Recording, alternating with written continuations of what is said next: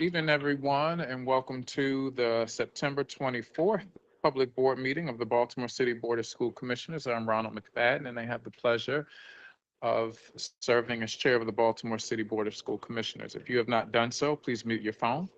Anyone who does not mute their phone or silence their phone in our space may be muted by the call moderator or removed from the meeting.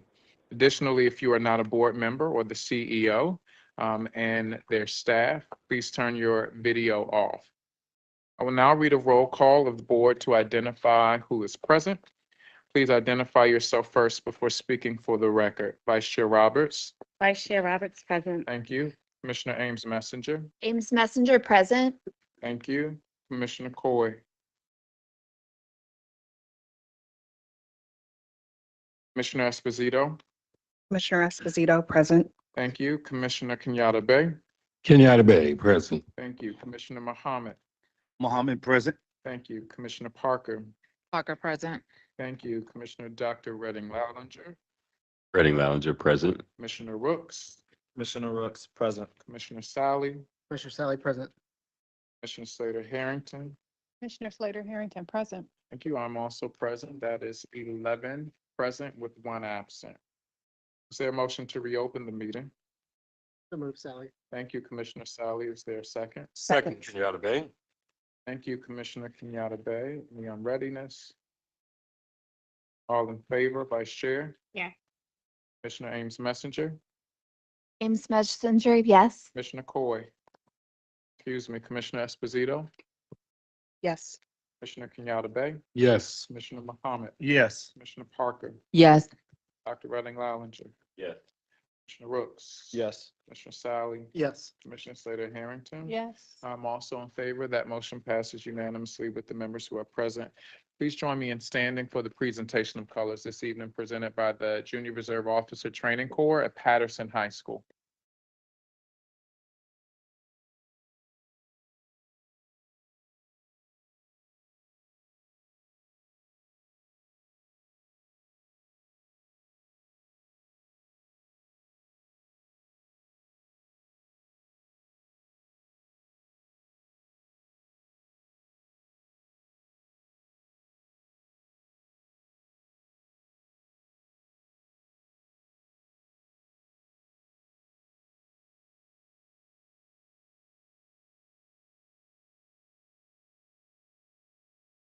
Oh, right.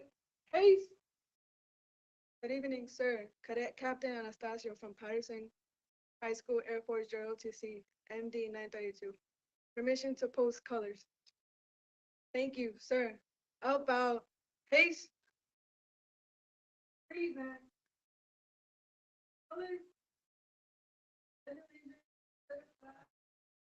States of America, to the republic, one nation, under God, indivisible, with liberty and justice. Order. Colors.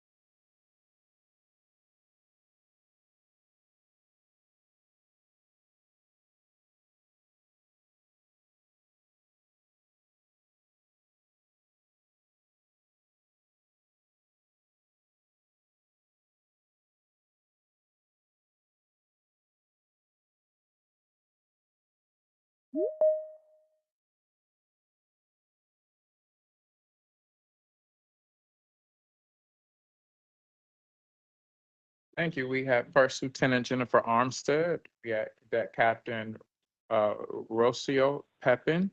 We have Cadet Captain Maria Castillo. We have Cadet Airman Zay Bonilla. We'll have a moment of silence read by Commissioner Slater Harrington. Thank you, Chair. I would like to take the time to recognize the passing of City Schools employees. These individuals were committed to supporting our students through their work. The greater City Schools community will fondly remember these employees. Tonight, we send our deepest condolences to the employees' families and friends. It is with deep regret that we inform you of the passing of Robert Little Jr. Mr. Little started his career with City Schools on August 22nd, 2011, where he served the staff and students for 4 years and 11 months at Monarch Academy as a paraeducator until August 2016.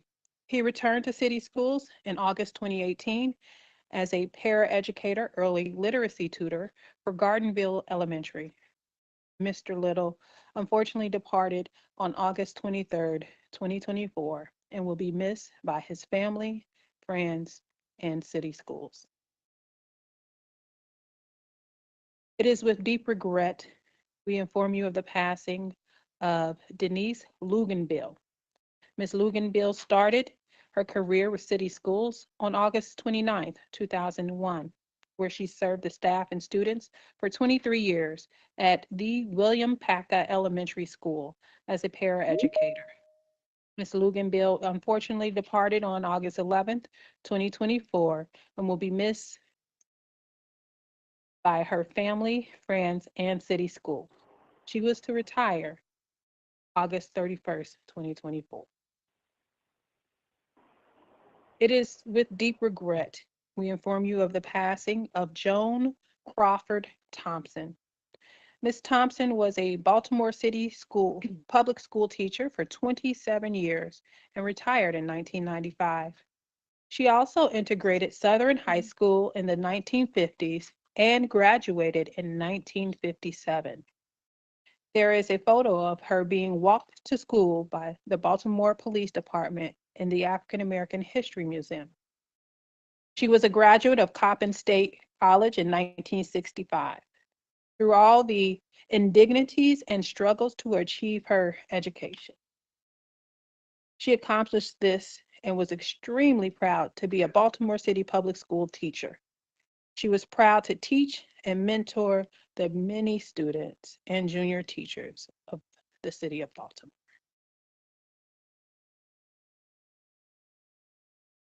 Thank you, Chair. Thank you all for that. Thank you, Commissioner, for that. Is there a motion to approve the prior open session summaries? So moved. Thank you, Commissioner Slater Harrington. Is there a second? Second, Kenyatta Bay. Beyond readiness. All in favor, Vice Chair, Yes. Commissioner Ames Messenger, Yes. Commissioner Esposito, Yes. Commissioner Kenyatta Bay, Yes. Commissioner Mohammed, Yes. Commissioner Parker, Yes. Dr. Redding Lallinger, Yes. Commissioner Rooks, Yes. Commissioner Sally, Yes. Commissioner Slater Harrington. Yes. Also in favor, that motion passes unanimously with the members who are present. Is there a motion to approve the closed session summaries? So moved. Thank Ames you. Messenger. Thank you, Commissioner Ames Messenger. Is there a second? Second Esposito. Thank you, Commissioner Esposito. Any unreadiness? Vice Chair? Yeah. Commissioner Ames Messenger, Yes. Commissioner Coy. Excuse me, Commissioner Esposito, Yes. Commissioner Kenyatta Bay, Yes. Commissioner Mohammed, Yes. Commissioner Parker, Yes. Dr. Redding Lallinger, Yes. Commissioner Rooks, Yes. Commissioner Sally, Yes. Commissioner Slater Harrington. Yes. I'm also in favor. That motion passes unanimously. The members who are present.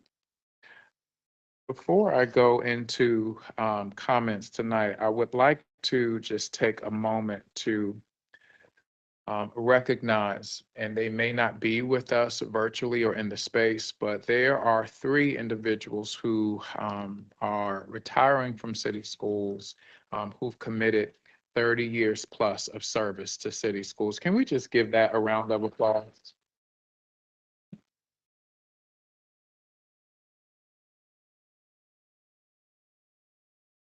There are some milestone events that will be occurring, and thank you all for the invites to those events. But let's recognize these folks. Miss Ann Carter started her employment with Baltimore City Schools on June 6, 1994, as a custodial worker at various locations throughout the district. Some of those locations include facilities, William Lamel. Does anyone remember that school? Yeah. Billie Holiday Elementary, Baltimore Liberation Diploma Plus High School, and Connections Community-Based Art School. Ms. Carter served Baltimore City Schools for 30 years and 3 months. Thank you for your service to our system. Stacy Royster started her employment with Baltimore City Public Schools on September 9th, 1991, as an assistant principal at Highlandtown Middle School. She was later assigned to Barclay Elementary Middle on July 24, 2004, and then reassigned to Edmondson Westside High School on July 28, 2016, where she worked until her retirement. Ms. Royster served Baltimore City Public Schools for 33 years. Ronald Crotch started his employment with Baltimore City Public Schools on August 27, 2011, as an academic content liaison. So there's some time. So I see 40 plus years here, but I'm sure he started prior to 2011. So hopefully that can be corrected in our minutes to know exactly. Well, let's do the math. He served 47 years. Wait, so he served 47 years, so it wasn't August 27, 2011. So whatever the date was, we celebrate you for the 47 years of service that you've committed to Baltimore City Schools. Can we give another round of applause to these folks? I want to also quickly share the recent changes made to the board's public comment intake process. Starting today, all individuals who wish to share public comment at a board meeting, whether in person or virtually, must sign an agreement form. The agreement details board policy BEGG, the rules in that particular policy and regulation. By signing the form, stakeholders confirm that they acknowledge the policy and will conduct themselves accordingly when giving public comment. You must sign the agreement form for public board meetings and board committee meetings. In addition to the agreement form, the time frame to submit public comment has changed. Now all individuals are required to sign up for public comment from 4:30 to 5:30 p.m., 4:30 to 5:30 p.m. on the day of the public board meeting. For committee meetings, you must sign up for public comment 3 business days before the date of the committee meeting, anytime between 9 a.m. and 5 p.m. Comments for public meetings will only be received during this time frame and accepted until 10 speaking opportunities have been submitted. Committee meetings will be accepted. Public comment sign up for committee meetings will be accepted until 5 p.m. Remember, public comment can be submitted in person or virtually for public board meetings and only virtually for committee meetings. To submit public comment in person, please report to the Re-Engagement Center that is near the Guilford Avenue entrance, where a representative of the CEO's Ombudsman's office will receive and record your requests. They will have physical copies of the agreement form for you to sign. To submit public comment virtually, please email the school board for committee meetings and/or the CEO's Ombudsman's representative for public meetings. And the email includes your name, your address, your email address, your telephone number, school or community affiliation, or just who you are, who you represent, and topic for comment.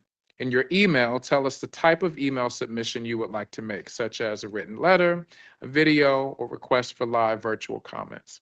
Once your request for public comment is sent, please go to board meetings webpage, the board meetings webpage on the City Schools website to submit the agreement form. For more details on how to submit public comment, the agreement form, and the new changes with time, please visit our City Schools website. Thank you very much.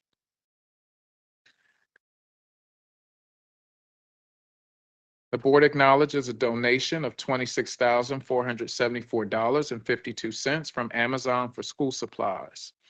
The board acknowledges a donation of $14,887.99 from WBAL's Dr. Tim Tootin and the Orioles to stuff the bus with school supplies.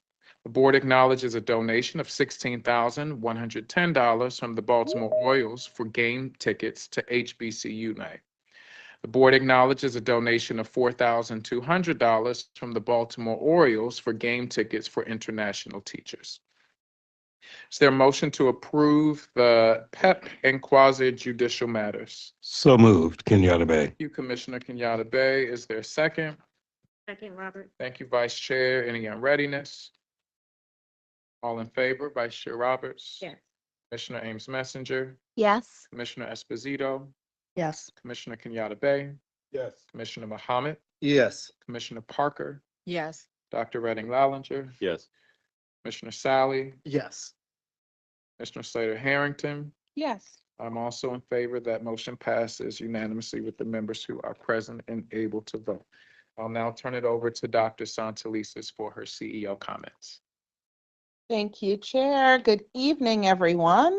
I want to begin this evening by recognizing an individual who has contributed more than 40 years of service to the families, schools, and students of city schools. For the past 4 decades, Major Norman Coleman has faithfully served our district as a proud member of the City Schools Police, including 3.5 years as acting Chief of School Police. Whatever his assignment, Major Coleman has performed his duties with vigilance and a sincere desire to protect our staff and students while building relationships with our young people and communities. I would like to now call Major Coleman forward to receive a proclamation from the office of the mayor and token of our appreciation for his service.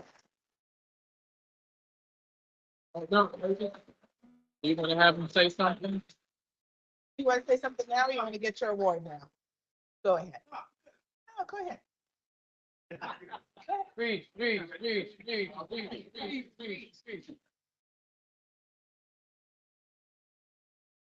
I'm good. Yes, for the record, Major, for the record, just press the green so it turns green. Thank you. I appreciate it. You know, I had a great time working with Baltimore City School System. And I tell people all the time that, you know, this isn't a job where you're going to get rich. It's about helping the kids. It's about interacting with people. And you have to take this job if you want to make a difference in the lives of the students. And it's been great. And it's been good to me and my family. If I may, thank you, Major Coleman, just very briefly. You probably remember close to the time when I joined the board, there was a student who was missing. And you immediately responded, you all immediately supported under your direction. So I just want to say thank you from the board's sake. In addition to the CEO, on behalf of all city schools, thank you for your commitment, but your attention to care and intentionality and being relentless about making sure that our young people are safe, but particularly that that student was found and that she was safe and returned back to her family. So that's a small anecdote. Say it again. Half the night. We appreciate you, Major Coleman. Thank you, Tom. So I do just want to say, I want to read a mayoral salute. Is that okay? Can I do that officially? On behalf of the city, and this is from our mayor, Brandon M. Scott.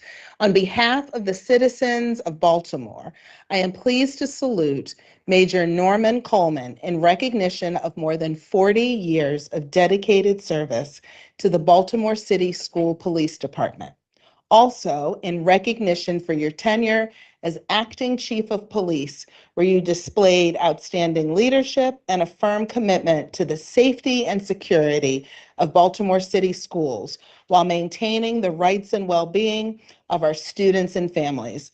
On behalf of the people of Baltimore, I offer my sincere thanks for your commitment and unwavering dedication. Signed August 27th, 2024, from Mayor Brandon M. Scott. Thank you. Thank you.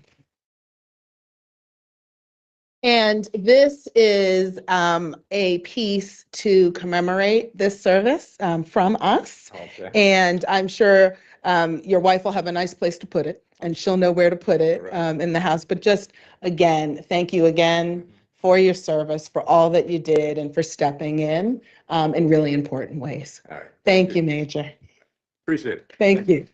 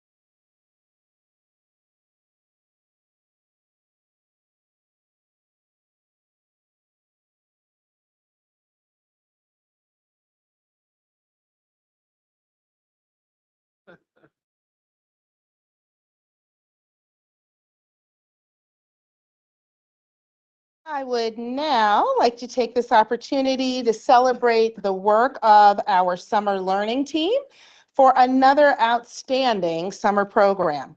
Again, this year, we offered more than 19,000 seats across 168 programs, including multilingual, CTE, and increased robotics programs.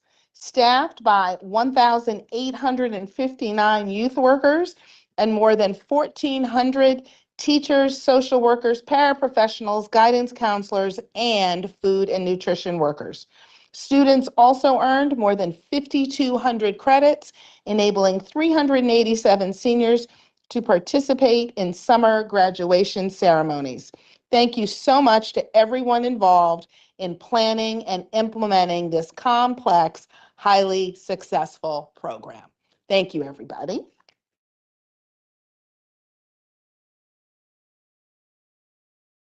And finally, this evening, some amazing news for city schools. Last week, we received the exciting news that City Schools Teacher of the Year, Kat Locke Jones of Hampstead Hill Academy, has been named a finalist for Maryland Teacher of the Year.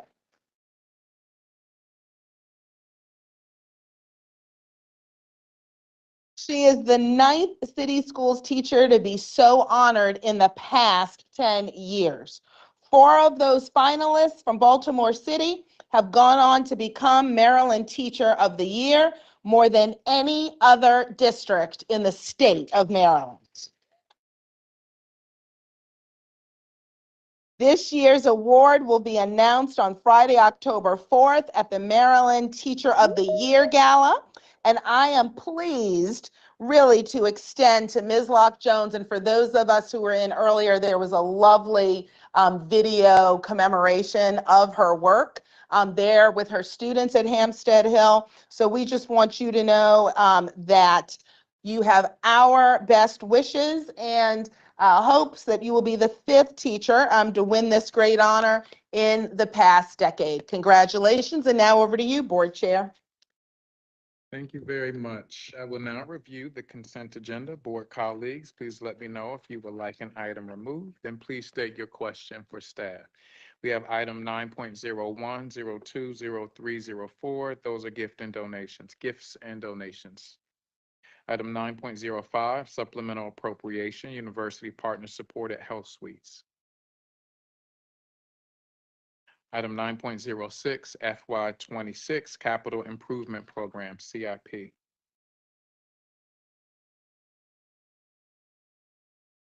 Item 9.07, FY 25 comprehensive maintenance plan, CMP. These were previously discussed in operations. Item 9.08, FY 24 quarter 4 budget amendments. Item 19.01, Axon Enterprises. Thank you. We'll now move into public comment. And first we have from the Baltimore Teachers Union, we have their president, Diamond Tay Brown, who will speak for 5 minutes. Good evening.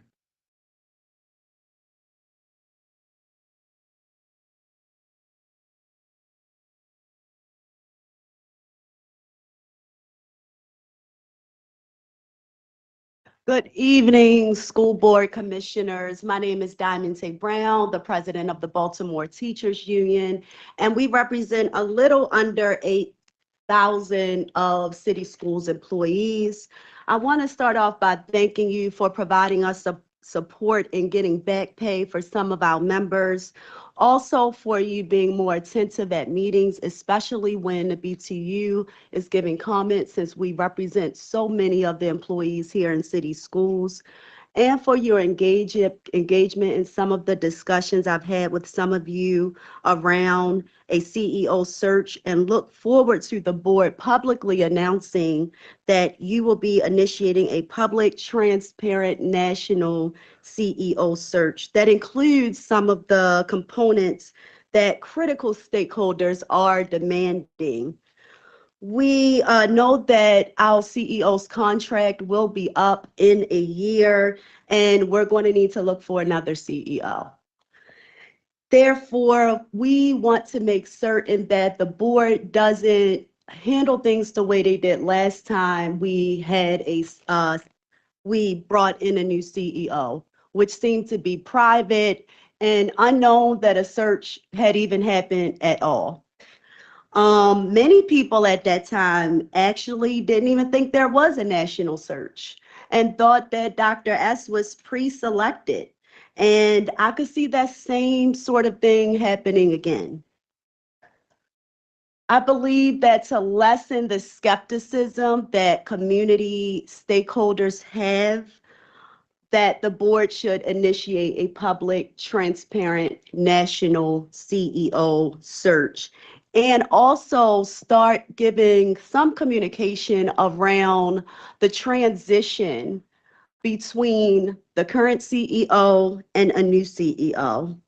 These, whatever the transition plan is, should be communicated to students, parents, and other stakeholders. We're wondering, what should we expect to happen between now and Dr. S's contract ending? When are we looking for a new CEO to start?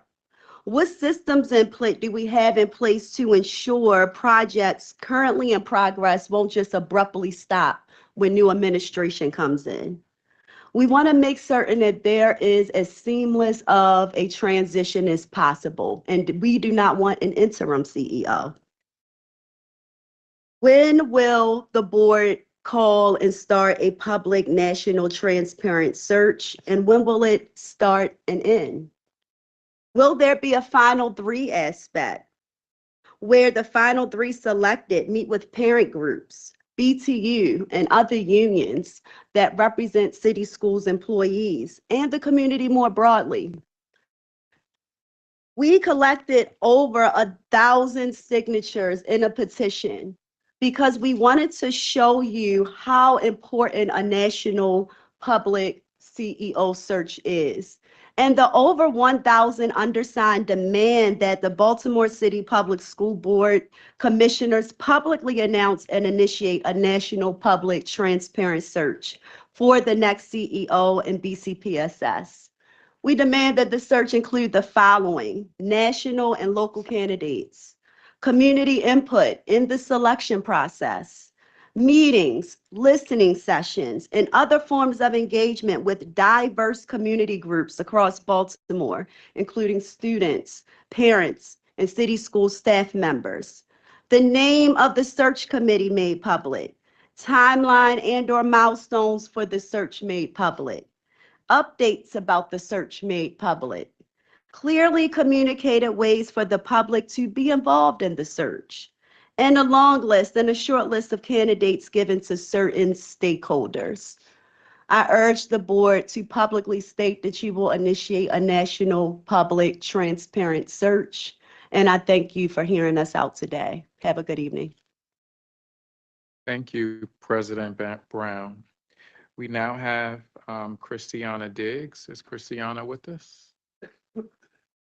Christiana, virtual. Yes, we hear you. Good evening, Christiana. You have 5 minutes. Christiana Diggs is the Vice President of the Associated Student Congress of Baltimore City. Good evening, everyone. My name is Christiana Diggs. I attend Western High School, and it is finally my senior year. This is my second year serving as ASCBC's Vice President.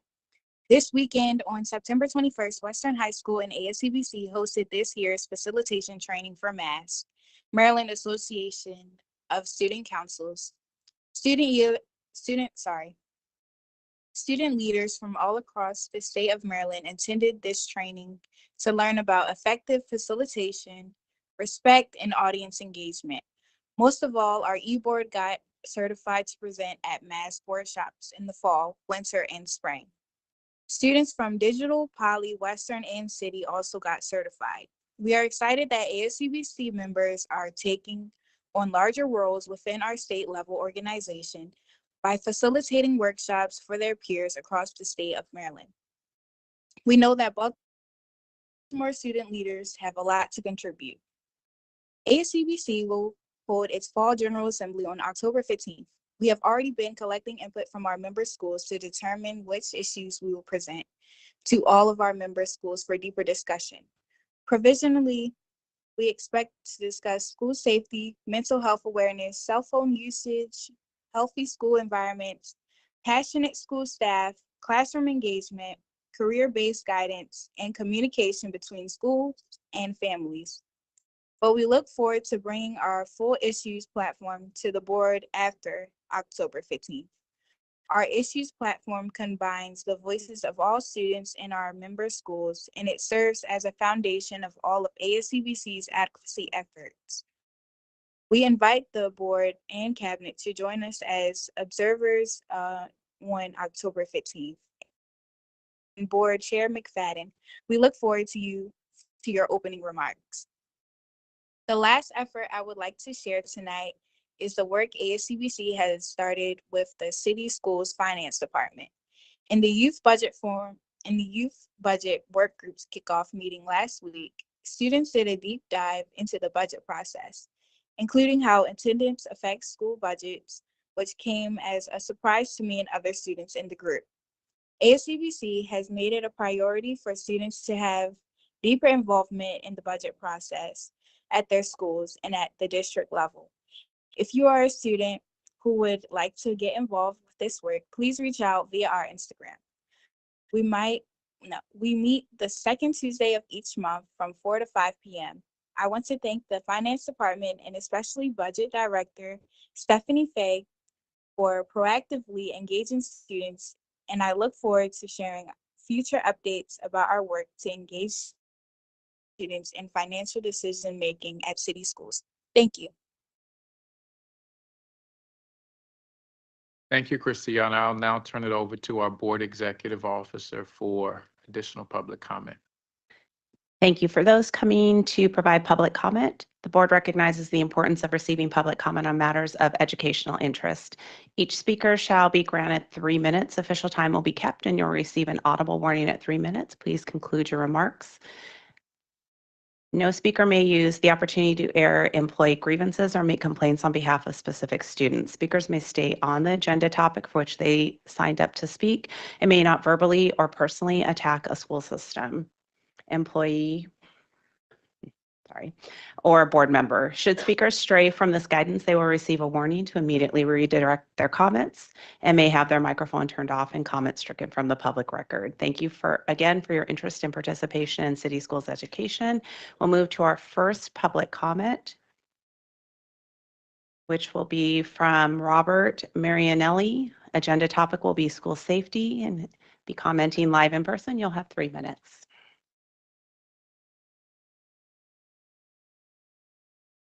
Thank you all and good evening.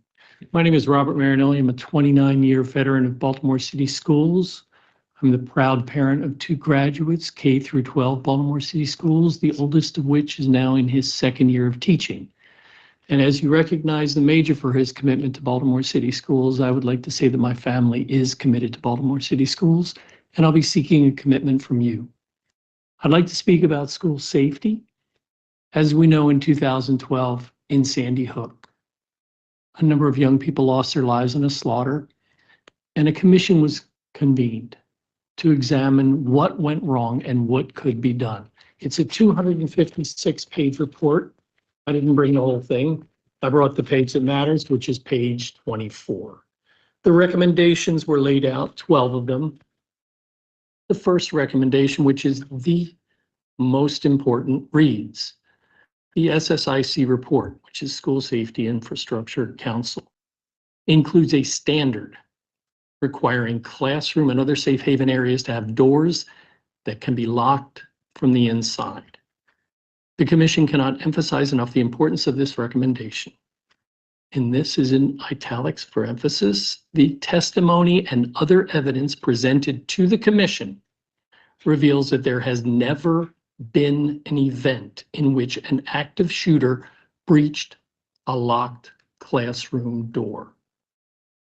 Accordingly, the Commission reiterates its Commission recommendation that all classrooms in K-12 schools should be equipped with locked doors that can be locked from the inside by the classroom teacher or substitute. I would like to add to that list students. In Georgia, the most recent shooting, one classroom was protected from the shooter because a student was able to crawl to the classroom door and lock it from the inside. The vast majority of classrooms in Baltimore City do not have this capability.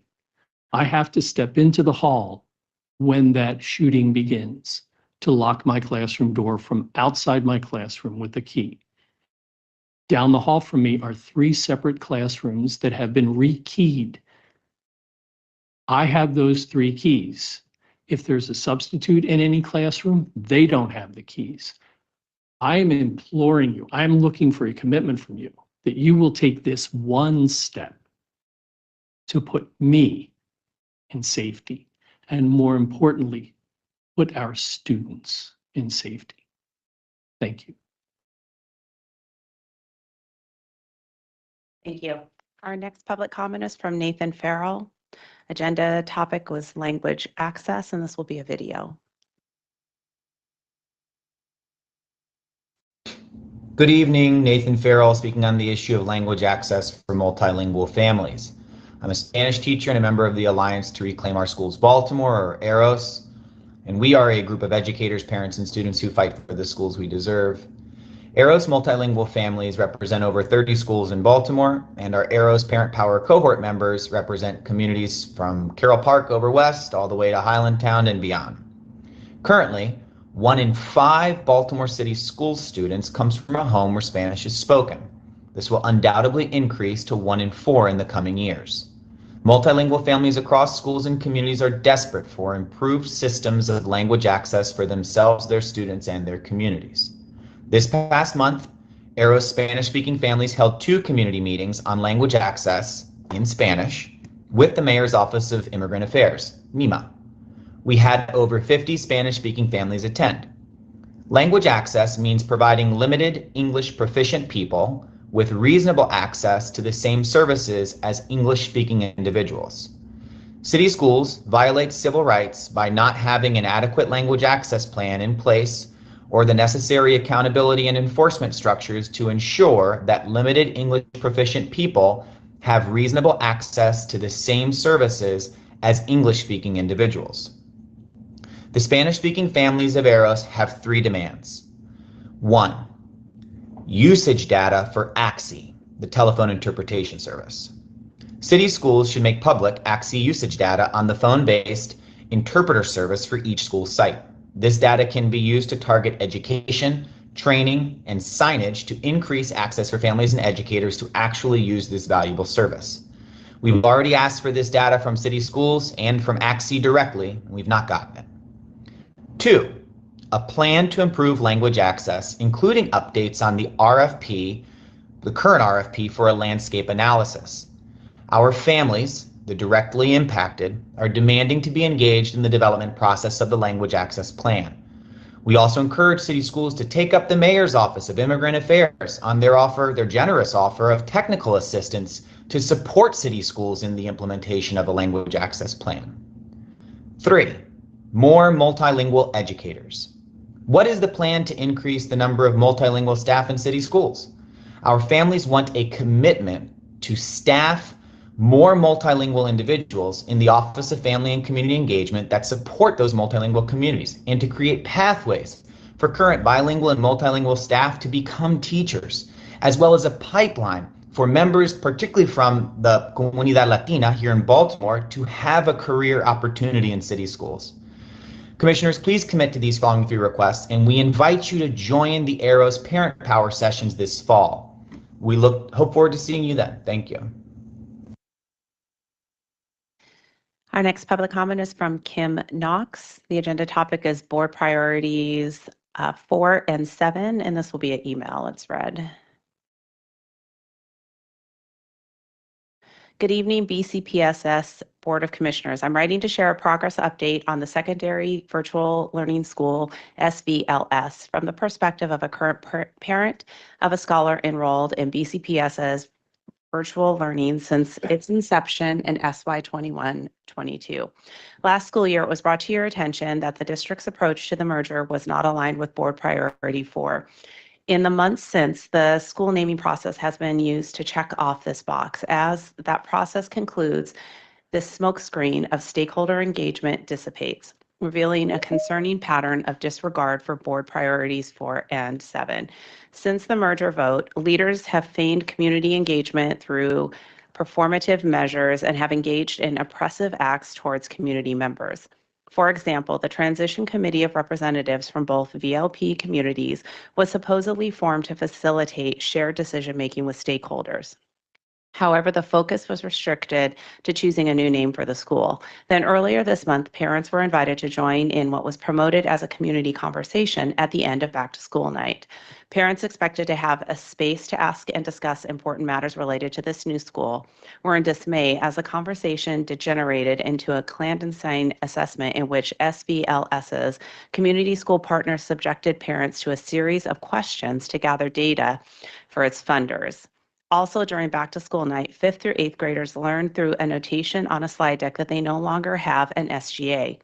Now, just this week, the SVLS admin team announced to families via its parent newsletter that it has usurped control of a PTO founded by a group of parents. After months of attempting to establish partnership, in an overstep and gross abuse of power, admin informed those founding parents that they could no longer be involved after they declined to acquiesce to leadership's micromanagement. It is important to note that as the SVLS admin team directs their efforts to control what is more appropriately a parent-run body, they continue to have no updates when asked about the status of the SFCC.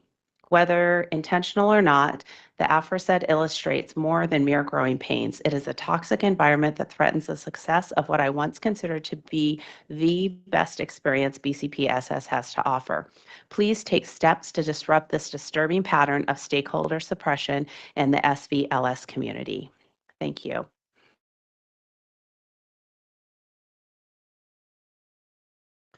Our next public comment is from Sinette Curie, agenda topic, attendance and commenting live in person.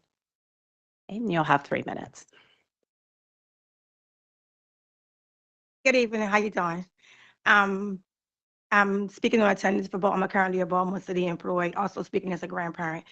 I'm having an issue with, this morning, I woke up this morning to Baltimore City attendance issue.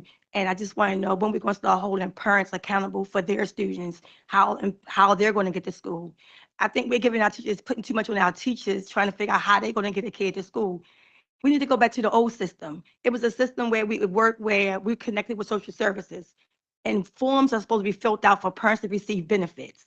So when your child is not attending school on a regular basis, it's a form that needs to be filled out. So we keep throwing things back in the teacher's lab, in the office, the office. It's time that we start holding parents accountable. So before a decision is made, how we're going to figure out how we get kids to school. I drive 35 minutes to work every day and got to drop off 2 kids. So at the end of the day, I think we need to start holding parents accountable for what what these students are doing in school and how they're going to get there. Everything, we keep changing things that work to go to something that somebody else is using somewhere else, and the things that work, we stop doing. Forms are given to kids that are receiving benefits for social services, and we got to start connecting back to them. Because something happened to that kid is not in school, then who would fall back on? The school again. That's not an issue for the school. That's a parent issue. So we need to figure out how we're going to make the parents be held accountable for their students. Thank you. Thank you. Next public comment is Jocelyn Providence. Agenda topic, AXA, equitable safety and water quality. This will be a video. Good evening. My name is Jocelyn Providence, and I wanted to speak with y'all about BTU member benefits, safety procedures, and water quality. 11 years ago, I was a first-year teacher in Baltimore City Public Schools. As a child of a lifelong public school teacher, I know the importance of preparing and saving towards retirement. Like my parents, I plan to be a lifelong educator, so I thought I was very fortunate when, as a first-year teacher, an employee from AXA Equitable came into our collaborative workspace during our planning period to speak with teachers about enrolling in AXA Equitable. Many of y'all might not know this, but being a first-year teacher is really, really, really hard. So I was very excited that a vendor saved me time and came to me and recommended that I immediately sign up to start saving towards retirement. However, this vendor employee did not inform me about the state that I would be in 11 years later. Now, myself and my husband, because he's also a tenured teacher in Baltimore City, still have our money with AXA Equitable, even though they have one of the highest fee funds and are faced with having to surrender and lose potentially tens of thousands of our hard-earned money that we put to the side to save towards our eventual retirement. All because we want to move to another vendor that has lower fees. This is unacceptable. And it is unacceptable that Baltimore City continues to allow a predatory company like AXA Equitable to come into schools and seek out overwhelmed and underinformed teachers, especially early career teachers like me and my husband were. BTU members want to be involved in the selection process of vendors. We want BCPSS to bargain on our behalf the way other counties in Maryland do. For example, Montgomery County only has Fidelity as a vendor, and Fidelity offers lower fees and plan flexibility because they have access to a captive market like Montgomery County public school employees. We can ensure that does not occur for future educators, and we can honor our working families by engaging the workers in this vendor selection process. On a quick note, I would like to ask, what is the plan for Baltimore City to ensure that every school has classrooms where teachers and students can close and lock the doors? At some of the recent very tragic school shootings, many reported that this was a key safety issue that did and could prevent further harm. This has also been an issue pushed by many BTU members. And finally, what is the process of Baltimore City employees when they are informed that amounts of lead have been found in the drinking water at their school? It is unacceptable to only send an email during the summer to staff members to inform them that the water that they have been in contact with contains elevated levels of lead. Are students and families also informed about this? It is important that the district shows that they value the health and safety of all members of our community by keeping us updated. Thank you. That's our last public comment. Thank you very much. I'll now turn it over to our esteemed student commissioner, Dylan Rooks, for his comments this evening. Commissioner Rooks. Thank you, Chair. Good afternoon, everyone, and thank you for coming to our Baltimore City Schools Board of Commissioners public meeting. I just have one thing to say this afternoon. It is with great pleasure to inform you that our Safety and Wholeness Committee and I have came up with an idea of getting SGAs around Baltimore City together to collaborate with each other and to give the opportunity to share their achievements and to give them the time to explain to us what they need from the board. Us, the board, are here for you all, not just you, our children as well. They are our main priority when it comes to our work. And with that, I will pass it back over to Chair McFadden. Thank you. Thank you, Commissioner Rooks. And I think that's a perfect segue, Commissioner Mohammed, to go into the committee report from the Safety and Wholeness Committee. Commissioner Mohammed. Appreciate it, Chair. Appreciate it, Commissioner Brooks. This is a statement that is charged by a collective request of our staff.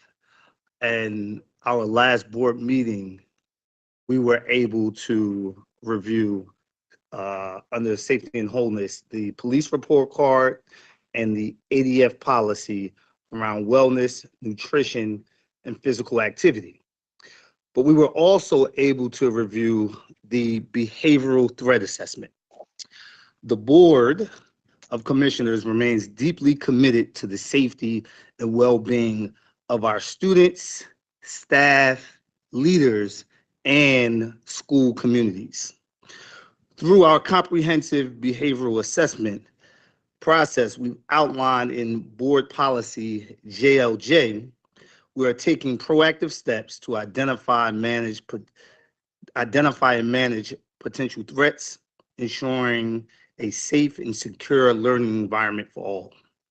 During 2023-2024 school year, City Schools conducted 128 student threat assessments, and that's up by a significant number. I want to acknowledge the tremendous work that City Schools is doing to monitor and address behavioral threats, and I want to commend their dedication to keeping our schools safe.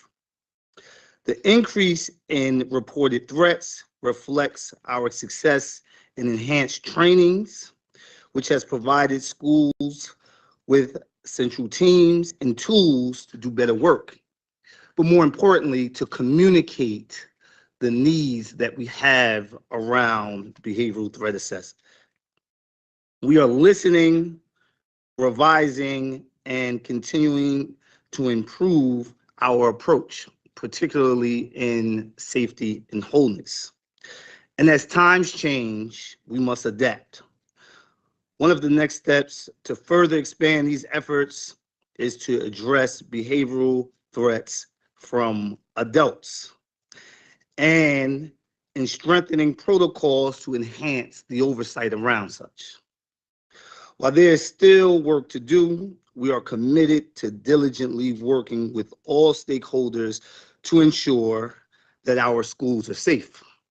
And with that, connected to the announcement of Commissioner Rooks, the Safety and Wholeness Committee will be going to several schools, will be going to several communities to be able to listen around needs of safety and how we can further support in making sure that our children, that our teachers and staff, and that our leaders are safe in their own environments. Thank you for the opportunity to share these words. Thank you, Commissioner Hamid, and thank you for your leadership.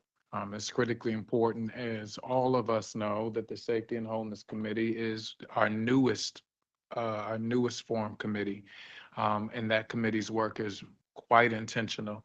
And so thank you for your leadership around that and your innovation. Is there a committee report from the Policy Committee? Yes. Are you providing? Yeah. Okay, Commissioner Esposito. Thank you.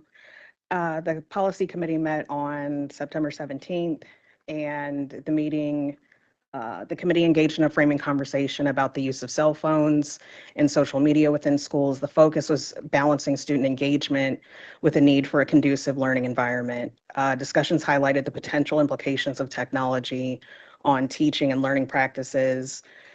And we had an update on Administrative Regulations LCA-RA, and the update on the administrative regulations regarding research and data sharing was provided. And we also had several compliance reports about non-discrimination, sex-based discrimination for employees and third parties, reasonable accommodations, nursing parents, whistleblower policy, and academic eligibility for interscholastic and interscholastic athletics.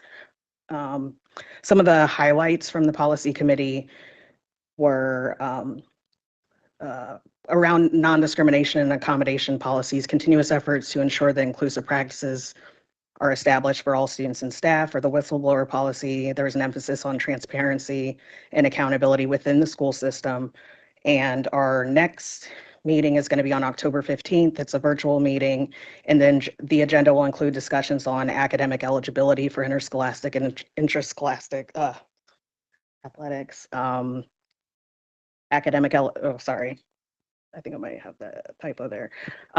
Sorry, we have compliance reports for incident reporting, employee evaluations, field trips, volunteers, access to public records, data records, and retention programs. And we've definitely encouraged public participation and have several opportunities to give public comment. So if you need more information about the policy committee, you can visit the website. Thank you very much, Commissioner Esposito. Are there any questions for our committee chairs?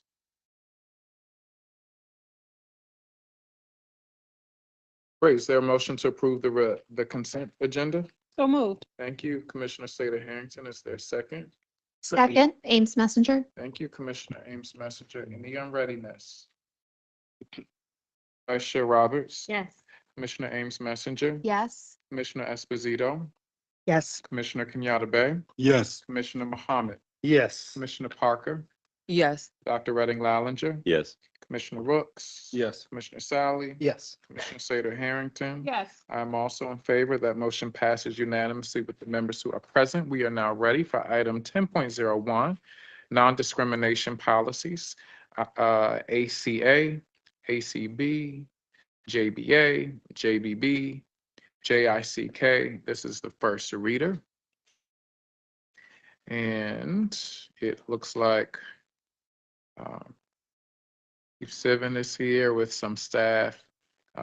There are a bunch of policies being revised, and so you're going to give us that overview this evening. So thank you, Chief Sivan. Hi, thank you. Josh Sivan, Chief Legal Officer, and I'm joined by Quinel Gomez, Director of Fair Practices. Just for the sake of the record, can you say that one more time, please? Quinel Gomez, Director of Fair Practices. Thank you. So we seem to be back before the board each year on this set of policies. If we flip to actually quickly to the third slide, in light of the fact that there have been numerous updates in federal and state law regarding non-discrimination, and we are trying to stay abreast of those and continue to make sure our policies align. If the board recalls, the most recent revisions to the policy were adopted in February 2024.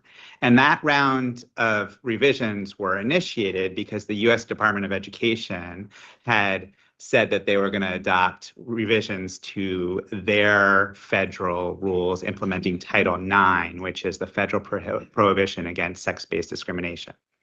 So the final rules there, because of the extent of public comments, were repeatedly delayed. So we came to this board and said, let's move forward with what we can now so we can get started on training, which we want to give an update so that we can move forward. So we moved forward, we adopted, and if we go to the next slide, several months after we did that, the U.S. Department of Education moved forward and adopted their final rules, which is good, and that was in April, responding to thousands of comments, and they updated those rules to adjust them. Those rules are effective in August of 2024. They're separate from some other rulemaking that are going forward, but we want to now move forward to incorporate those rules. Luckily, we feel like, and we're going to go into this, we're in a very good place because of the amendments that we already made. So this is really a cleanup action, and that's why we're moving forward quickly on these rules, because we've had all the public comment. So if we go to the next slide, just to update, one of the reasons you can see graphically here is we've moved from federal administration to federal administration, and key things have happened about the requirements for bullying and sexual harassment investigations, as well as the standard for sexual harassment. And if you go to the next slide, one of the things that also we're acutely aware of is that, and you've seen this in the news probably, that multiple states and several school districts across the country have filed lawsuits And they primarily challenge the interpretation of sex to include gender identity and the broader definition of sexual harassment. By broad, I mean that it's more protective of victims of sexual harassment and alleged victims. So far in these cases, there have been a number of orders enjoining, which means preventing implementation in 26 states. Those don't include Maryland. The Supreme Court has been asked to stay those rulings. It hasn't. There are other cases still pending, but the U.S. Department of Education has made very clear in those states like Maryland, where there are no injunctions in place, we're to move forward in implementation. So that's what we're doing by making these rules. In addition, in Maryland, we already have rules largely in terms of our state law and the already pre-existing interpretation of our Court of Appeals, the U.S. Court of Appeals for the Fourth Circuit, consistent with these regulations. So the impact of the changes are aligned with law. So going forward to the next slide, these are the many policies that the chair mentioned that are impacted here. So I'll just go quickly through the full list of policies. And again, one of the challenges of our work in policies is trying to align all of them. Those go through next slide and the next slide. And then the slide after that, or the slide after that one, there's more policies. Talks about, so most of the changes that were in the final rule were consistent with the changes we already made. So good job to us that we fleshed this. And if we just click through the slide, you can see some of the pieces. So our policy already broadly prohibits sex-based discrimination, including based on sex stereotypes, sexual characteristic, pregnancy and parenting, sexual orientation, gender identity. In addition, if you click through, we provide access for students to bathrooms and locker rooms consistent with their gender identity. And if going on to the next slide, just as a summary quickly of some of the key pieces here, we've already added a definition of discrimination based on parenting status. We've also empowered the Title IX coordinator to be the key focal point with schools about discrimination based on sex-based discrimination and addressing those barriers. We've also made it very clear that the Title IX coordinator, which is Quinnell here, Director Gomez, is the focal point for pregnant and parenting students and works with our wholeness office to make sure that we are supporting pregnant and parenting students when there are claims of discrimination. And finally, we aligned our grievance procedures for all sex-based discrimination complaints. And then a couple other pieces just on this slide in terms of supportive measures. And then the next slide goes into what changes we have to make here in addition, which are largely, if you go on to the next slide, and the next slide after that, some cleanup in the regulations. We actually came to the board and said last time around in February and said, here's what we're holding back. And so now we're taking those ones that we took off the table and putting them back onto the table and also making the changes that were aligned with the federal rules. The rules are like hundreds of pages, so it took a while to go through them.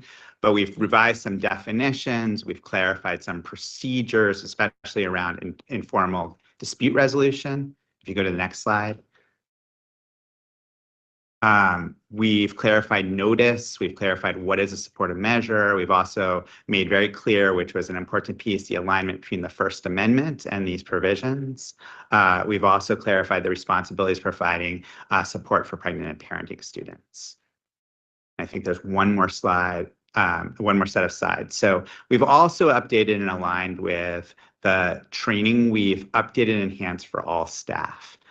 Thank you very much to Chair McFadden for being the introduction voice on those. So we've rolled out for all staff this fall an updated and enhanced training. And we have made time, thankful to the school's office for making time in pre-service for staff to do that. So already the deadline is October 31st. But already 4,000 staff have fully completed their requirements there and many more have started that.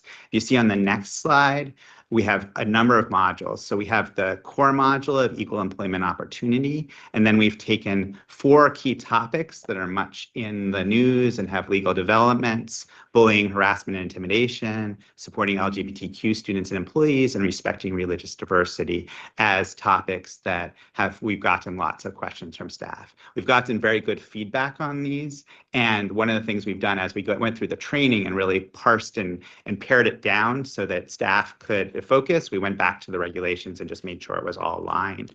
So that was the final piece of what we've done. And I think this is the feedback and engagement. Largely, we've gone out to the key groups and have not gotten feedback yet. We still have time for second reader, but largely because we already telegraphed these changes when we were doing the last round of revisions. So I think that's it. If there are any questions, but again, thanks to the board for keeping up with us and the patience as we continue to update and align.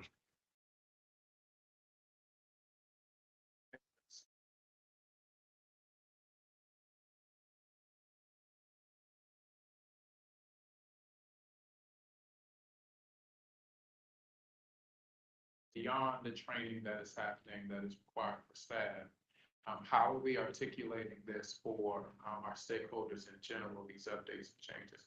Because folks don't track edits in legislation and edits in, so how are we doing that as a system? It's a great question. So in the preview, as we were moving through, we've also worked in our employee handbook, in our student rights and responsibilities handbook, in our family guide to reference and cross-reference the rules and requirements overall. And we've also tried to, in all of these documents, and for instance, in the code of conduct, really focus on the basic pieces of this and say that if there are questions or concerns, we refer that to our office. And a lot of this is technical, but we're not expecting staff to be experts on every part. And that's why the work that Ms. Gomez and her team and our collaboration with the equity office, our collaboration with the schools office is really important. But we're also going to continue to expand the training because we have the all staff training, which is the 101 training, but we also have the 201 or maybe the 401 training that we do for principals and social workers and the like. So they have the expertise.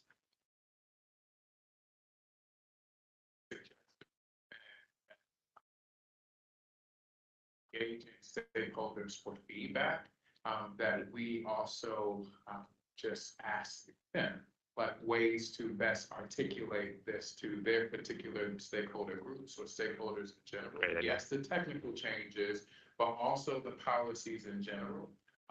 Just getting some feedback, particularly from our students. I would be interested to hear some of that, but also the equity advisory committee, just as hotness, even though all of the groups are absolutely. I think that could be helpful feedback for us to hear as a board when it comes back to second. And support the work of you all every day. Commissioner Kenyana. Yes, first of all, I want to thank you for pouring through, and that's a lot to pour through these legal changes that are being made.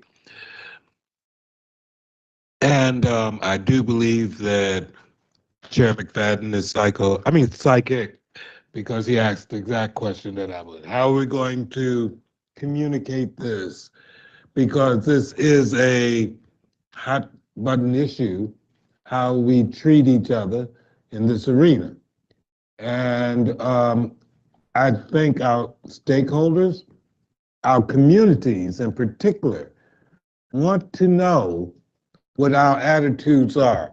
It's a volatile time in this subject matter. So in your process, I think you do need to really work specifying a plan of communicating.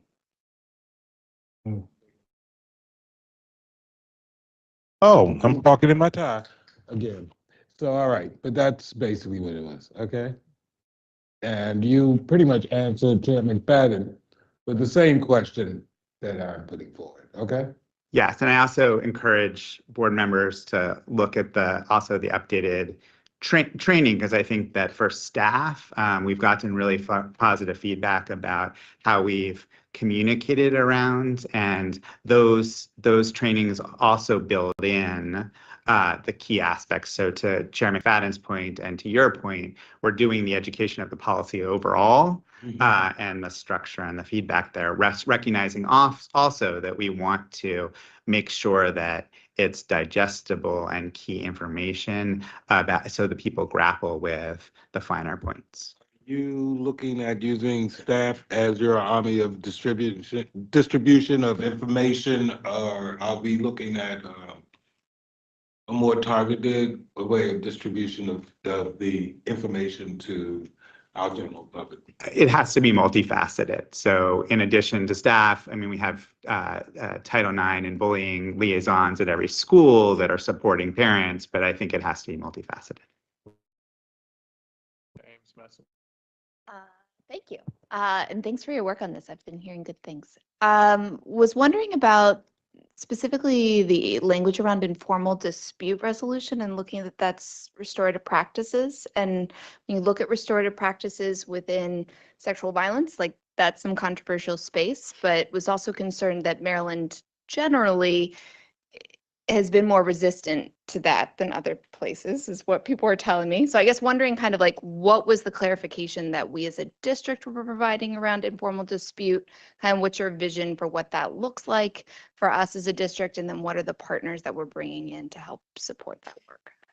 So a couple things rolled in there. So the revisions were to align with what the federal requirements are. So the federal requirements made clear the situations where you can involve informal dispute and you can't. And that's been a topic that's gotten much focus in terms of, so for instance, there's not informal dispute when it's and it's not just sexual harassment here, it's all forms of discrimination.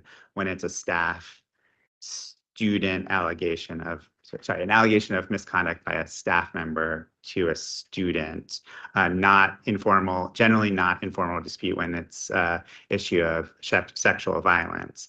But the clarity is about the notice. The clarity is about making sure that all parties involved agree to it, and also the reminders that. And we emphasize this actually in the training, that informal dispute is not sitting down two students and asking them to work it out. It's an organized process that's involved, and that's a very critical piece to make sure we understand. Last part of that though is like in terms of like what's the supports both with inside the district and also from partners that are coming in to support that work. We coordinate closely with the Wholeness Office there and their restorative work, and there are numbers of partners, and we could follow up in terms of that work, but we're advised very carefully on our restorative work.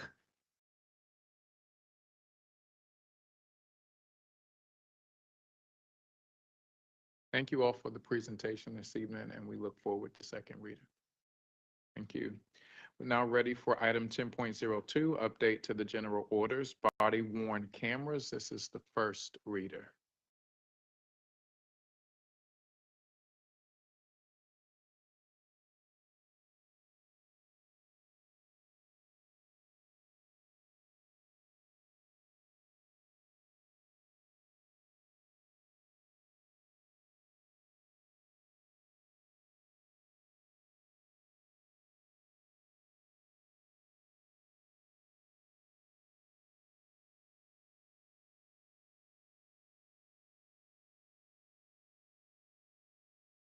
Good afternoon, Commissioners. Dr. Santeliso, Stacy Jose, Chief of Schools, and I'm joined by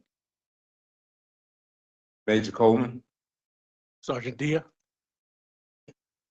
Sabree Barnes, Director of Student and School Operations Support. Nick Smith, Director of School Police Systems and Logistics.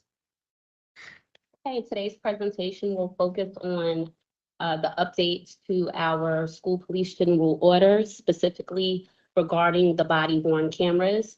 This initiative is part of our ongoing efforts to enhance safety, build trust, and ensure the well-being of our school community. We'll cover aspects such as guidelines for usage, privacy protections, and the phased implementation plan. But before we dive into the updates, I want to just give a quick overview of what a general order is. A general order is a comprehensive directive that outlines the conduct, duties, and procedures for police officers to ensure consistent and lawful operations within a law enforcement agency. So these orders are crucial for maintaining professionalism, transparency, and accountability within a force. It is in alignment with board priorities 4 and 5. The updates to school police general orders regarding the body-worn cameras are designed to further the school police mission and vision. By implementing body-worn cameras, we aim to enhance safety, accountability, and transparency within our schools. These updates will help us build stronger relationships with our school communities, ensuring that all interactions are conducted with equity and impartiality. So our school police in action, our school police operate daily to support students, administrators, and the school community, allowing administrators to de-escalate issues when possible while being ready to intervene when necessary. The goal is to ensure a safe and supportive school environment. We reinforce training focused on de-escalation and restorative mindset, ensuring serious situations are handled by school administrators or diversion programs and the school police officers are engaging in positive community events beyond their daily duties. As a reminder, Roman numeral 2, emotional safety, and Roman numeral 3, people structures that support safety were presented during the April Safety and Wholeness Committee meeting, so we will not be covering them today. So an overview of our timeline. In September 2022, the board approved revisions to General Orders 1037, marking the official start of a body-worn camera initiative for school police. And this set the stage for a phased rollout aimed at enhancing security within Baltimore City schools. By winter 2023, team members from Baltimore City Public Schools received specialized training from the Baltimore City Police Department, ensuring readiness for the integration of our body-worn cameras. In spring 2024, we began training school police officers on body-worn camera usage and established pilot protocols, which were shared publicly on the city schools website to maintain transparency. Currently, we are in phase 1 of the pilot, which will run from July to December 2024, and the focus is on patrol officers, allowing us to gather data and refine our approach. And then on August 28th, we presented our draft revisions to the General Orders 1037 to the Policy Committee, with these revisions also made available online. So for phase 2 of the pilot, our hopes is to start in January 2025 or after board adoption, expanding the body-worn cameras usage to all officers. So that includes patrol officers and school-based officers. We are aiming for full implementation again of body-worn cameras across all school police officers, incorporating insights from the pilot and to ensure our initiative supports our safety objectives effectively. So our current state, we are operating under a limited pilot program for body-worn cameras, utilizing the policies and training procedures from the Baltimore City Police Department. This pilot allows us to gather some initial data, assess the effectiveness of the body-worn cameras, and identify any areas that need adjustment before we move into full implementation. According to the current general orders, school police are explicitly instructed not to use body-worn cameras. 2 examples of that would be when they're responding to calls for service, including students within Baltimore City Public Schools during school hours, and then also law enforcement activities related to school-sponsored events, both on and off of school properties. These restrictions are in place until we have specific protocols in place tailored to the school environment that are developed and integrated into our general orders. So currently, we're actively revising the general orders to include detailed protocols and procedures for body-worn camera usage in schools. These updates are essential for moving to phase 2, which will involve turning the cameras on for broader use. The new protocols will also address the unique circumstances of a school environment, considering factors such as privacy, the nature of school interactions, and the presence of minors. Moving forward, the revised general orders will be informed by the data and the feedback from the pilot program, best practices for other jurisdictions that we have been utilizing a lot of their information and input from our school communities. So implementing these changes will ensure that the body-worn cameras aligns with our mission to create safe and supportive learning environments while also respecting the rights and privacy of our students. So once the revisions are complete, we'll transition to phase 2, where the cameras will be turned on for active use. And a reminder, the primary purpose of amending the General Order 1037 is to prepare for implementation of the Maryland law that requires the deployment of body-worn cameras for all officers by July 2025. These revisions will include policies aligned with our federal and state laws, as well as our board policies. And the alignment is crucial for safeguarding student privacy and recognizing the unique role of school police within school settings. The revised general orders will also provide detailed guidelines for when body-worn cameras can be activated, such as imminent threat to student or staff, an active criminal investigation, but it'll also give instances where body-worn cameras should not be activated. An example would be a routine task or a contact with a confidential informant. So we're benchmarking best practices from Baltimore City Public Schools, Johns Hopkins University, and some other jurisdictions. And this ensures that we adopt the most effective strategies and protocols for body-worn cameras in our schools. These guidelines and best practices are going to help us effectively implement body-worn cameras across all of our schools, ensuring safety, transparency, and accountability once we have everything in place. Body-worn cameras contribute significantly to the professionalism, transparency, and accountability by providing clear documentation of our officers' interactions. They play a crucial role in evidence collection, ensuring that the investigations and legal proceedings are based on accurate and objective information. To maintain the integrity of body-worn cameras, strict guidelines are in place to prevent tampering and to secure body-worn camera data. Privacy protection protocols are established to safeguard the privacy of students and staff, ensuring that body-worn cameras are used responsibly. Comprehensive training will be provided to officers for the proper use of body-worn cameras and relevant legal considerations. Additionally, body-worn cameras are instrumental in de-escalating situations as they encourage calm behaviors from both officers and individuals that they come in contact with. We are committed to continuously refine our policies and protocols based on the feedback and best practices. This approach ensures a balance between maintaining transparency and respecting the privacy and rights of our students and individuals within our school communities. This slide outlines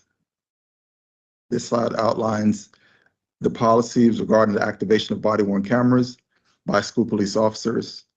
For incidents that do not involve students but require investigation or enforcement-related actions, body-worn cameras must be activated immediately. When responding to an in-process call or activity that's likely to necessitate immediate criminal law enforcement action, officers are required to activate their body-worn cameras without delay. Additionally, for routine non-emergency calls for service, the body-worn cameras should be activated immediately before arriving on scene. These protocols ensure that all relevant encounters are documented, maintaining transparency, accountability, and in all law enforcement activities. The body-worn camera should be activated in several critical situations to ensure proper documentation and accountability. These situations include arrest, interviews of adults, and any use of force case. The camera must be activated when operating a vehicle in emergency response mode or when conducting a stop such as traffic, bicycle, pedestrian stop. Additionally, the body-worn camera should be turned on when transporting individuals on the emergency petition or during encounters with the public that becomes confrontational or when complaints are raised. These protocols are in place to maintain transparency and protect both the officer and the public.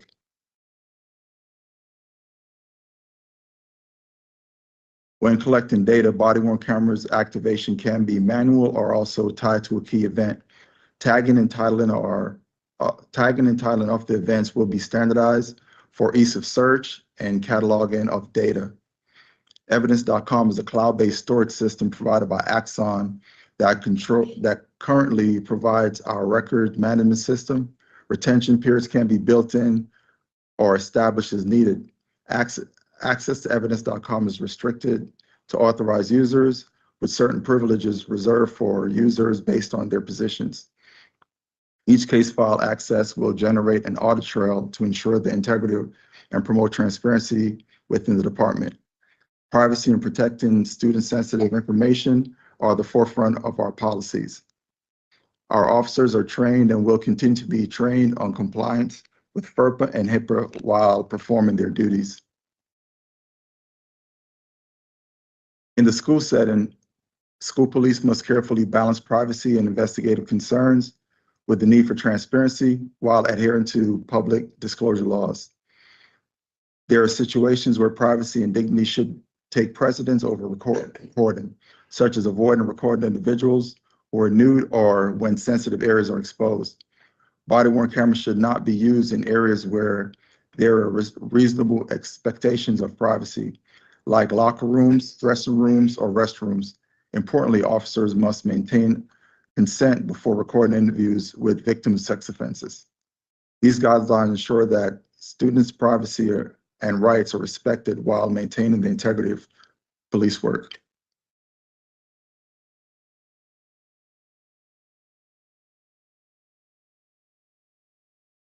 You next. Okay. Body-worn cameras are not intended for use during non-law enforcement activities. This includes routine administrative tasks or conversations between officers and their supervisors or discussions with teachers, principals, or city school staff, students, support, or school-based disciplinary actions. The primary purpose of body-worn cameras are to document law enforcement-related activities, ensuring the routine administrative interactions remain private and focused on the specific needs of the school community.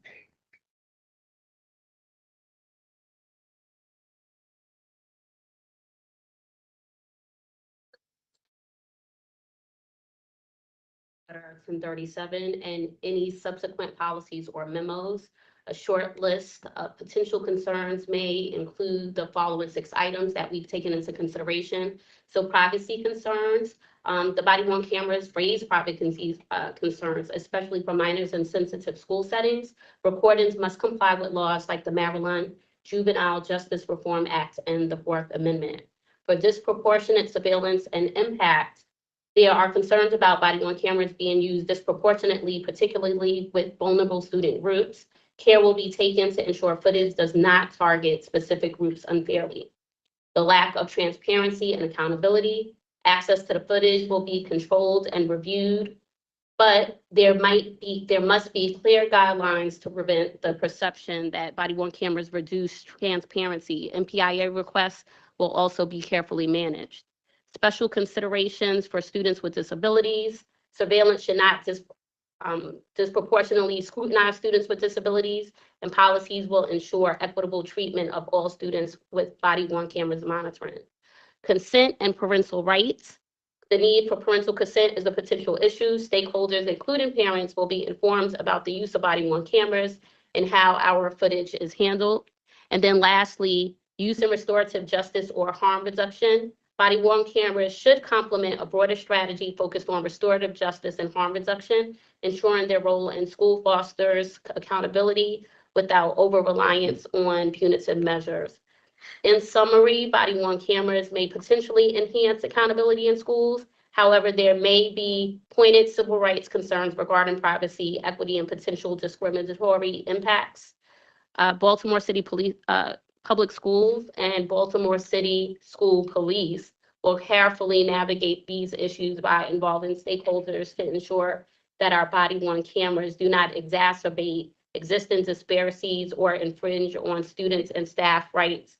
And then also to note, the civil rights potential issues and concerns are addressed on pages 4, 5, 9, 16, and 20 of the draft of the General Orders 1037.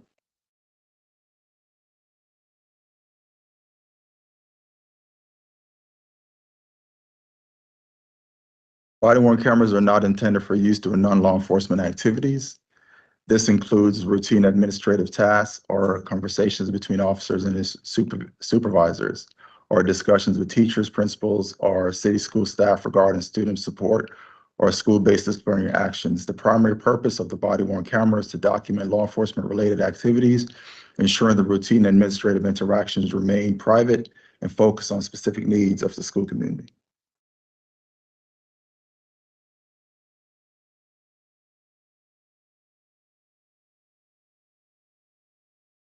Stakeholder engagement is a component of the body-worn camera program that allows the opportunity for students, staff, families, and partners to have a platform to learn, ask questions, and provide feedback. We have a window that began this month and ends in mid-December.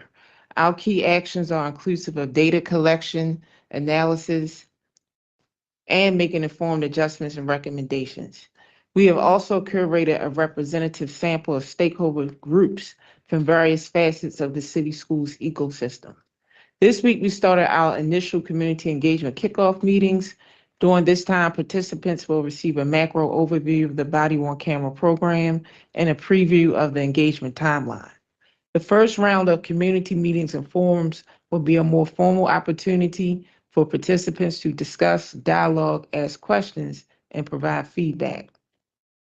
The audience in these forums will be from the aforementioned stakeholder groups, as we find forums are valuable tools for communication, collaboration, and information sharing. We will take the findings from the forums and surveys and codify them to identify trends and themes. This information will be presented in an executive summary. We will formulate initial recommendations that will be provided to school police, and any necessary adjustments will be made based on the analyzed feedback.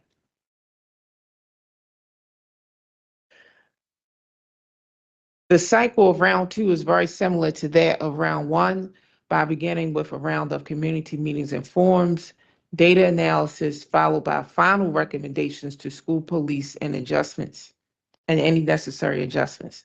However, at the conclusion of round 2, there will be additional training for school police officers and the development of educational materials. Our policy timeline began August the 28th with the policy committee meeting, which was followed by today's first reader presentation, and then there will be a second reader on October the 22nd. Thank you for your time and attention, and we are open for questions.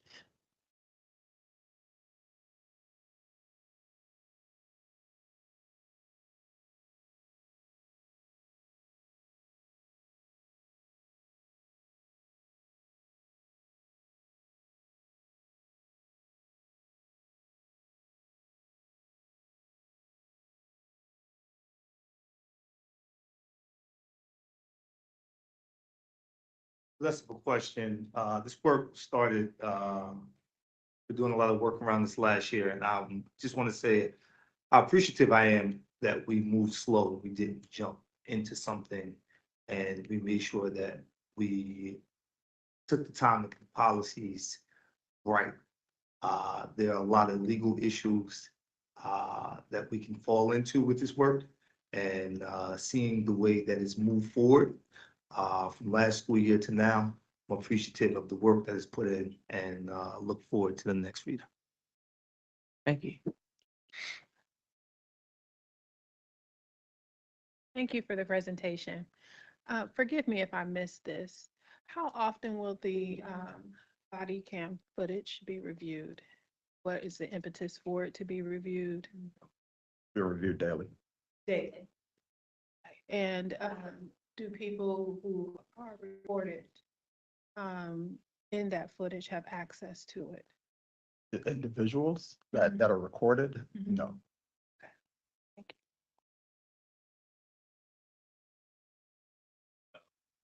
Is there a way to, I don't know if you know this, yes, I see. Okay. Thank you. It's using my principal voice. Thank you. Is there a way to tell with the body worn cameras that I see on the procurement agenda here, whether they are, is there a light that identifies when they are recording, or is there a obligation to disclose that recording is happening, or anything that lets someone know they're being recorded? Yes. Yeah. So there is an obligation to identify when you encounter the public that you are recording and what your name is. Also, this camera's not on, but if you look at the center circle, the giant circle, there are 3 LED lights that turn red when they are being recorded. There are also audible sounds every 2 minutes to let you know that you are still being recorded.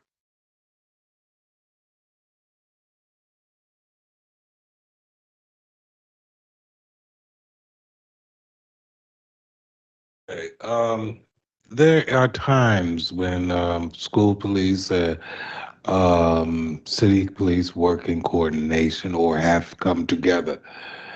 Are they privy, or are they jurisdictionally restricted by those same restrictions that we would have for our city schools police? And how do we create an equity there? Because sometimes we realize that with city schools police versus city, not versus, but in collaboration with Baltimore City Police, there is a little bit of sometimes not the same training ground. Each agency has separate policies. So even if the officers are working along with Baltimore City Police, they will still have to go by the Baltimore City School Police policies and procedures. Yes, correct.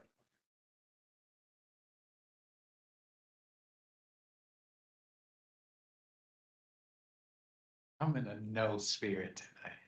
I'm joking. Commissioner Slater Harrington. I wasn't gonna do it. Is there a disincentive for officers to turn on their cameras? A disincentive? Why would an officer not turn on their camera? Is there something in the policy that will, or is there oversight that says, hey, that's odd, you haven't turned on your camera all year? No, You know what I'm saying about the behavior, incenting the behavior is part of. The cameras, they do get audited periodically, but there's also, we do have a video recording team, or like a Sergeant Diaz, he's in charge of that. So he's constantly watching those officers that are on duty, and he will ensure that if there's an anomaly like that, we will definitely inquire about it. Also, there is a automatic audit trail. Every action taken with this camera is recorded within the cloud.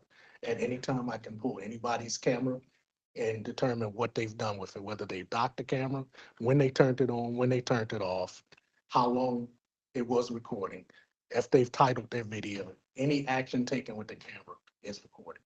I think my concern is more so the camera not coming on. So that audit trail helps to keep that in order. So if you pull an audit trail and I see that you've gone to 10 calls and you've turned it on once, then that will be passed on to the supervisor, and the supervisor will instill whatever discipline is necessary. Thank you.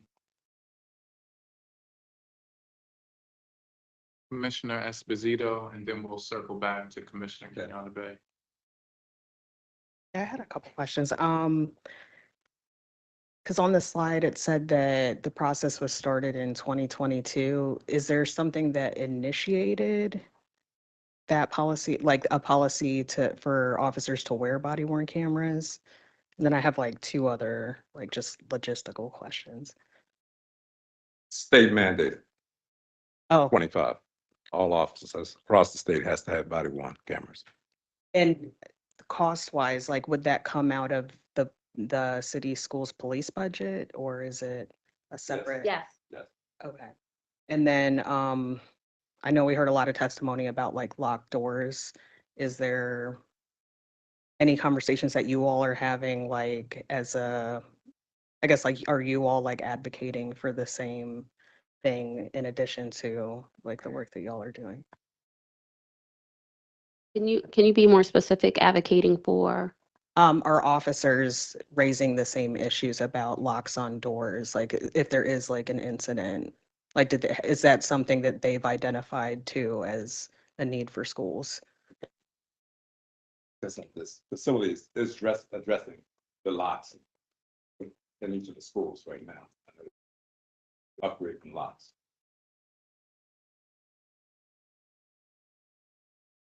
Oh, I didn't know if there was another question. Sure. Yes, or were you finished, Commissioner Esposito? Okay. Respectfully, I want to chime in just in the order with Commissioner Kenyatta Bay and then come back to Commissioner Muhammad. Well, it is related to that. When you wanted to raise? Okay, Commissioner Kenyatta Bay. Yeah, real quick, last question that I have for you.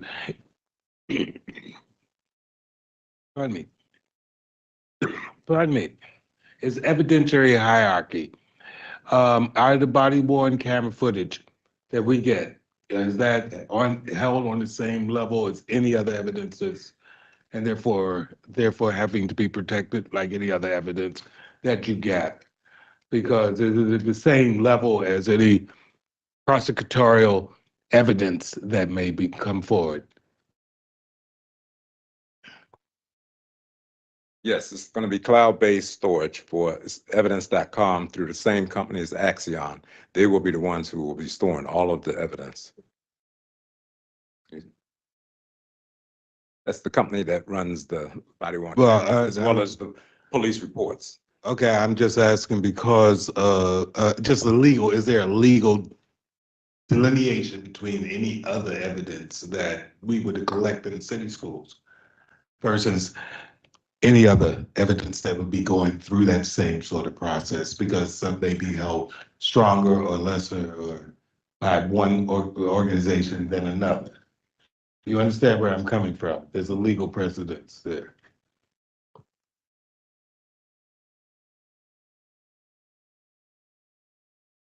I'm looking over at, not to put you on the spot, Chief Sivan, but I'm gonna go to the lawyer for the answer to that. Happy to answer. So I think that Major Coleman mentioned that we are working with an entity, evidence.com, Axion, which other police organizations use to make sure that we are tightly preserving access, limiting access. I think Sergeant Dia mentioned that we have an audit log of everybody who interacts with that evidence. We can use tools to redact the evidence, which is important because under the Public Information Act, as you've seen with other law enforcement, individuals can request and that evidence needs to be turned over except for in certain circumstances. So we want to be able to maintain that tightly. We want to be able to have an audit trail of those records. And we want to be able to easily redact that information so we can get it out responsive to requests for prosecution or for defense, whomever asks for it.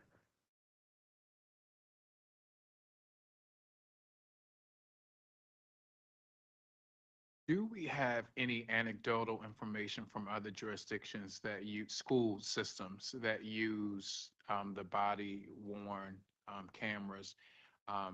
I didn't hear as much of that in the presentation, but do we have that information, and are we juxtaposing that with our pilot and what we're looking to use as best practice in potential full implementation of this initiative?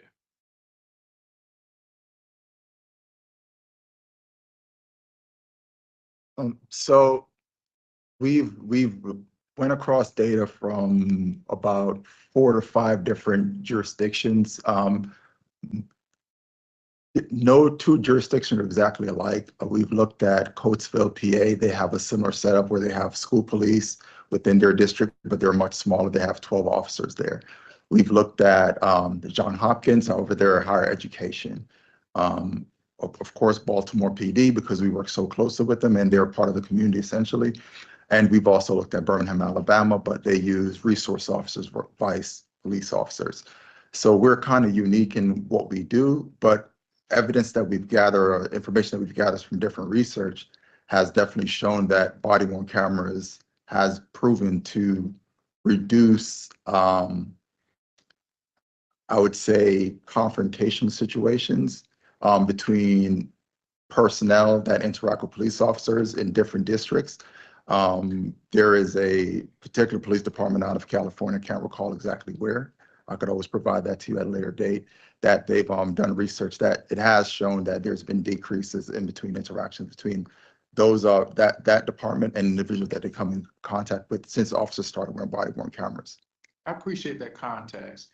I would like to, I think it would be helpful to just hear a little bit more, even if we're looking at LEAs that use school resource officers, right? Even here in our own state. Are they using the body-worn cameras? How are they using them?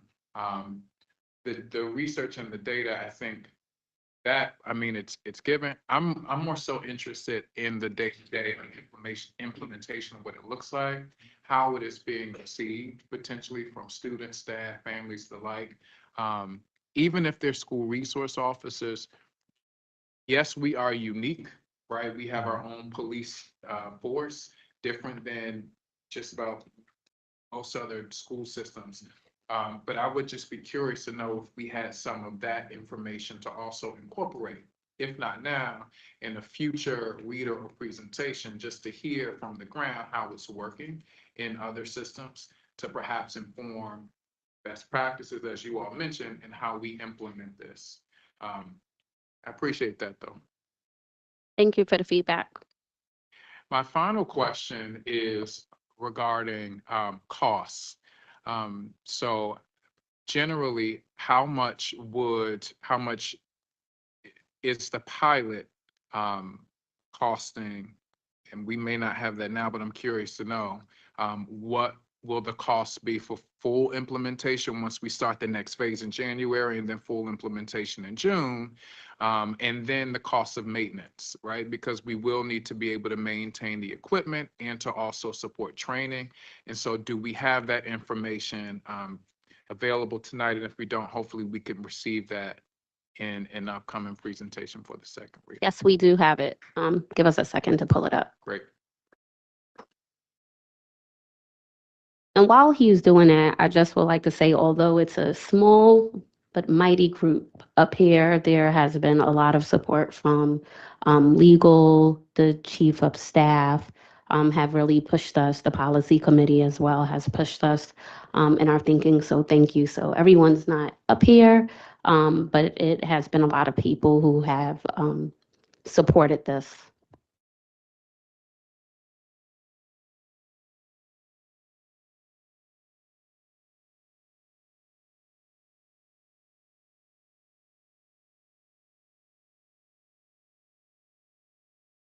Absolutely. Commissioner Parker.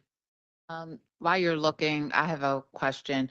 Will this policy, will you need new like administrative staff? Like who is going to review the all of the video and log? It seems like you will need new admin people to do that. Will the cost of those staff people be included in the cost that this gentleman is going to share with us?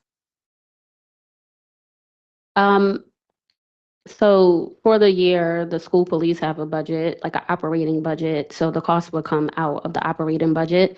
And we've been looking at how to utilize the people that we currently have on the force to be able to review the cameras. So right now, like our goal is to have 3 staff to be able to do that.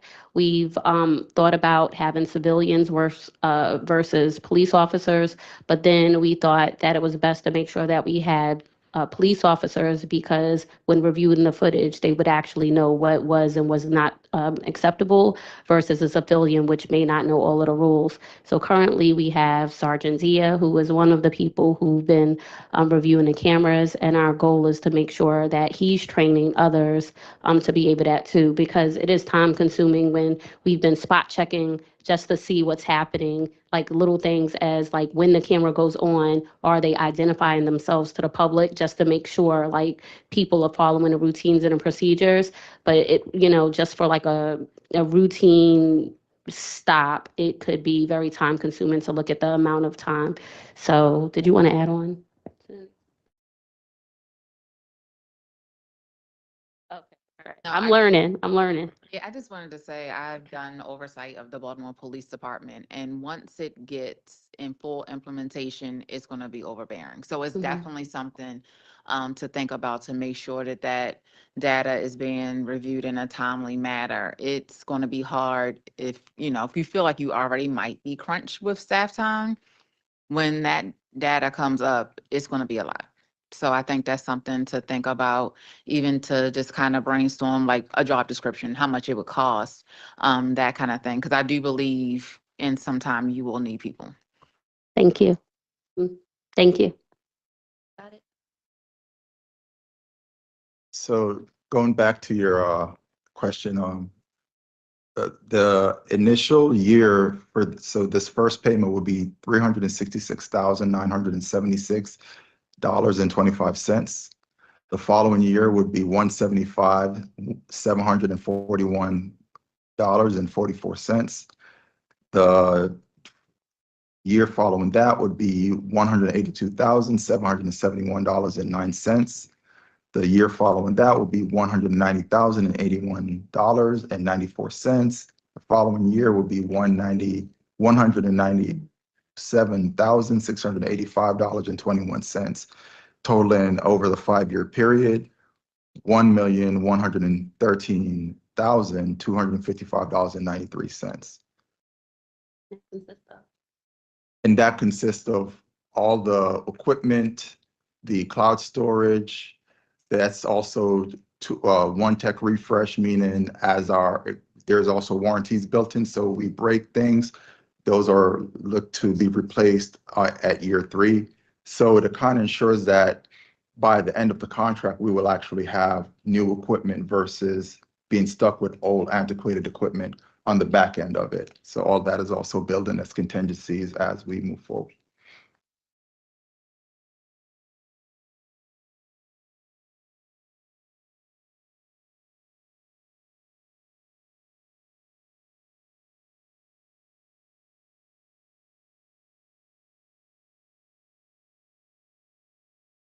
Some things like that to kind of specify more of that, but if it's slightly different coming from a different funding stream, that'd be helpful for us to also know. So we can plan for that, because what I just heard was maybe 5 years.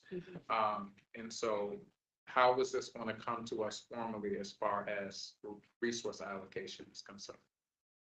So this first payment, the procurement letter is actually in process right now. Okay. But that's coming out of our general fund as far as the school police is concerned. And we're hoping that in the subsequent years, we will definitely try to get grants to help to assist in paying for some of these resources. But the intention right now is out of our general funds. Chair McFadden, it's going to come before, it's on tonight's agenda.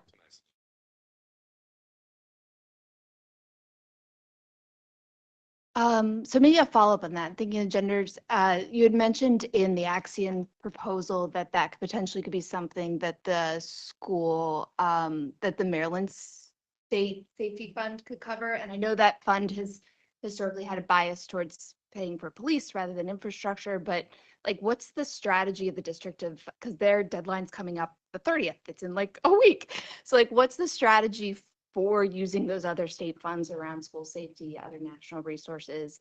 And I guess like, how do we leverage, realizing that like, this was kind of thrust as a priority on you from the state, like this wasn't necessarily what you're choosing to do, but how do we leverage those funds to use other monies?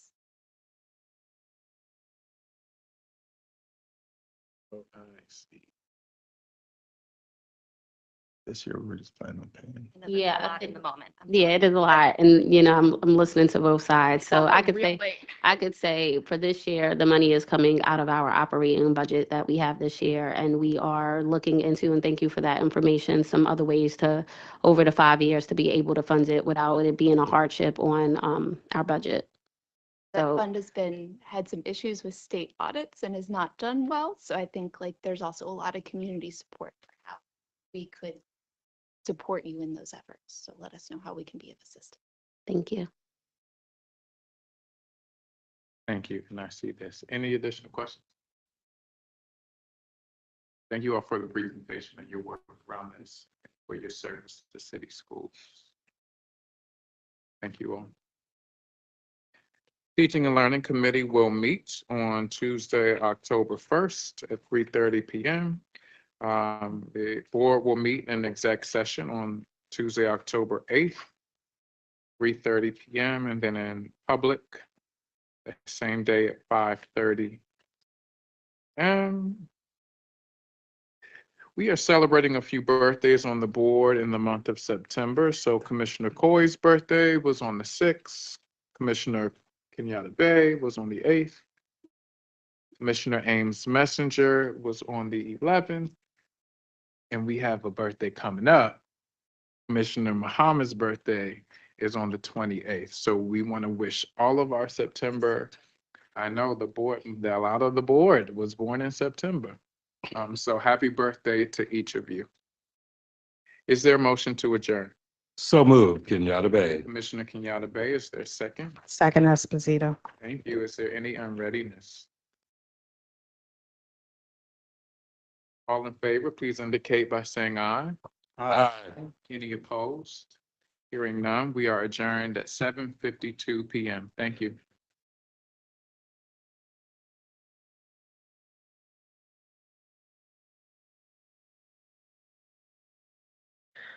I feel like Tina would be back.